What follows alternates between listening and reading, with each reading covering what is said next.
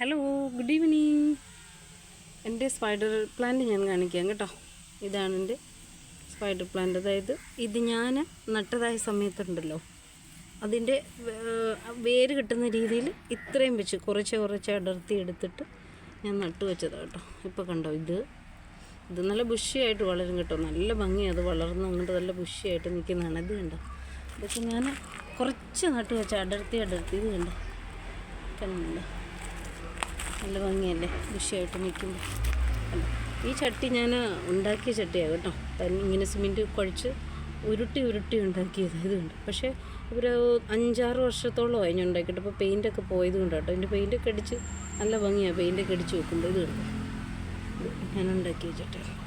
Okay, അതാണിപ്പോൾ നമ്മുടെ spider plant ഇതാണ്. ഓക്കെ, അപ്പോൾ അടുത്ത വീഡിയോയുമായി വീണ്ടും കാണാം. ബൈ.